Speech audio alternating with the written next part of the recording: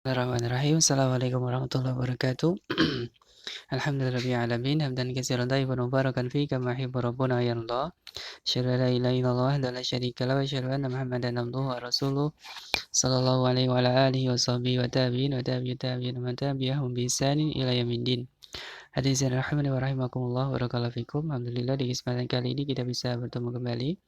Insyaallah kita akan melanjutkan pelajaran kita di pelajaran akidah pada kelas 5. Barakallahu fikum. Mudah-mudahan kalian semuanya selalu dalam keadaan semangat untuk belajar dan untuk mengikhlaskan niat untuk mencari keridhaan Allah Ta'ala dalam belajar kita. Allahumma inni as'aluka ilman nafi'an wa rizqan thayyiban wa amalan mutaqabbala. Pada kesempatan kali ini kita akan melanjutkan pelajaran kita di pelajaran yang ke-8, ya, di pelajaran akidah. Nah, alhamdulillah kita sudah menyelesaikan dari beberapa pelajaran di semester 1. Mudah-mudahan apa yang sudah kita bahas ya bisa bermanfaat dan bisa kita amalkan dalam kehidupan kita sehari-hari. Baik, kita langsung ke pelajaran ke-8, yaitu tentang zat ya yang mencipta dan memberi rezeki, dialah yang berhak untuk disembah. Bisa dilihat di buku kalian masing-masing di pelajaran yang ke-8. Nah, bahwasanya zat yang mencipta, memberi rizki, ya, yaitu Allah adalah yang berhak untuk disembah. Nah, ini adalah bentuk dari konsekuensi keharusan, ya. Kepada siapa kita untuk menyembah? Ya, kepada yang menciptakan kita, yang memberi rizki kepada kita, yaitu siapa? Allah Ta'ala. Ya, sama. Kita sebagai seorang anak, kepada siapa kita harus berbakti? Ya, kepada orang tua. Kenapa? Karena orang tua lah yang melahirkan kita, orang tua lah yang telah membesarkan kita. Jadi kepada siapa lagi kita berbuat baik? Ya kepada kedua orang tua. Sama. Nah, kita adalah sebagai hamba, kita diciptakan oleh Allah, maka beribadahlah hanya kepada Allah saja, jangan kepada selain Allah. Kalau beribadah kepada selain Allah, berarti dia telah durhaka kepada Allah Ta'ala. Sama ketika ada seorang anak, dia justru ya berbuat baik kepada selain orang tuanya, maka dia telah durhaka kepada kedua orang tuanya. Nah, barakallahu fikum. Jadi, kita sebagai seorang hamba yang diciptakan oleh Allah Ta'ala dan telah diberi rezeki yang sangat begitu banyak, maka kewajiban kita adalah beribadah hanya kepada Allah saja. Nah, apa dalilnya? Ya, dalilnya adalah di dalam surah Al-Baqarah, ya, ayat 22 sampai dengan 21 sampai dengan 22. Allah Ta'ala berfirman, A'udzu billahi minasyaitonir rajim. يا أيها الناس اعبدوا ربكم الذي خلقكم والذين من قبلكم لعلكم تتقون الذي جعل لكم الأرض فراشا والسماء بناء وأنزل من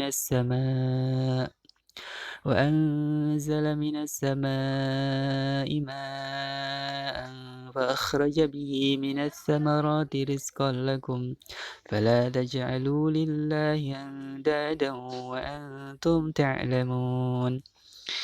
Wahai manusia, sembahlah Rabb kalian, yaitu Allah, ya, yang telah menciptakan kalian dan orang-orang sebelum kalian supaya kalian bertakwa. Allah yang telah menciptakan untuk kalian bumi sebagai hamparan dan langit sebagai bangunan, sebagai atap, dan telah menurunkan air dari langit, ya, maka Allah Ta'ala mengeluarkan dengan air tersebut buah-buahan sebagai rezeki bagi kalian. Maka janganlah kalian menjadikan bagi Allah sekutu-sekutu sedangkan kalian mengetahuinya. Nah, ini adalah dalil yang sangat jelas, ya, bahwasanya Allah telah menciptakan kita dan orang-orang sebelum kita, dan tujuannya adalah untuk kita bertakwa kepada Allah Ta'ala. Kemudian Allah disebutkan Allah telah menciptakan untuk kita bumi sebagai hamparan, sebagai tempat tinggal manusia. Nah, dan juga telah menciptakan langit sebagai bangunan, sebagai atapnya, dan menurunkan air dari langit, ya, yang dengan air tersebut, nah, Allah turunkan hujan yang dengannya, ya, sebagai sumber rezeki bagi manusia, ya, keluar buah-buahan, ya, dan seluruhnya dari apa kebutuhan manusia dengan perantara air hujan. Nah, ini adalah bentuk rezeki dari Allah Ta'ala kepada hamba-hambanya. Maka setelah itu Allah berkata, janganlah kalian menjadikan bagi Allah sekutu-sekutu. Artinya, Setelah kita mengetahui bahwasanya Allah adalah zat yang mencipta rizki, maka ya beribadahlah hanya kepada Allah saja. Jangan ya beribadah kepada selain Allah. Tapi barakallahu fikum. Insya bisa dipahami ya. Jadi ini adalah makna dari tauhid rububiyah, dan tauhid keharusan dari tauhid rububiyah adalah tauhid uluhiyah. Ya, kita telah meyakini bahwasanya zat ya satu-satunya zat yang mencipta rizki adalah Allah, maka kita harus nah beribadah hanya kepada Allah saja. Ya, keharusannya adalah tauhid uluhiyah, yaitu mengikhlaskan atau mengesahkan Allah dalam peribadatan. Nah, barakallahu fikum.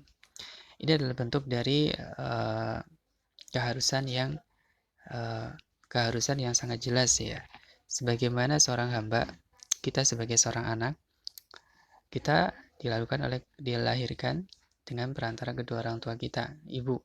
Maka kepada siapa kita harus berbuat baik? Ya kepada kedua orang tua kita yang telah melahirkan kita, membesarkan kita.